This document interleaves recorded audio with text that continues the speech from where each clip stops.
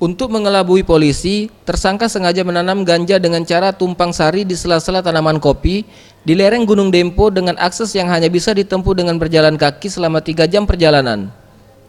Dari kebun pelaku, anggota Satres Narkoba Polres Pagar Alam berhasil mengamankan 13 batang pohon ganja berukuran tinggi 2 meter siap panen.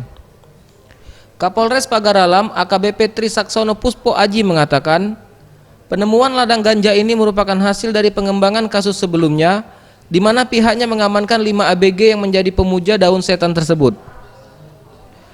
Namun dikarenakan lokasi penemuan kebun ganja ini masuk wilayah Kabupaten Lahad, maka Polres Pagar Alam akan melimpahkan kasus ini ke Polres Lahad. Alhamdulillah sudah tertangkap tersangka Y ini. Kemudian setelah kita cek melalui GPS, ternyata di perbatasan itu lebih banyak ke wilayah Lahad, sehingga Polres Pagar Alam akan melimpahkan kasusnya ke Polres. Sementara itu Yanto alias Sugi mengaku, sejak pertama kali menanam ganja, dirinya baru 3 kali panen. Ia menjual ganja basah tersebut kepada seseorang dengan harga Rp1 juta per kilogram. Cara nanamnya itu gimana? Nanam ko semai kalau dia polybag, dia polybag, dia alat kabel lagi kita tanam kali. Juta, amu dia 2 kilo. Juta 2 juta.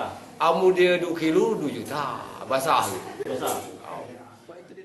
Sebelumnya anggota Satres Narkoba Polres Pagar Alam menemukan belasan batang tanaman ganja yang ditanam dengan cara tumpang sari bersama pohon kopi di wilayah Talang Tinggi, Dusun Muara Jauh, Kecamatan Muara Payang. Dari kebun tersebut petugas mengamankan belasan batang ganja siap panen dengan tinggi mencapai 2 meter. Tim Liputan, Sriwijaya TV.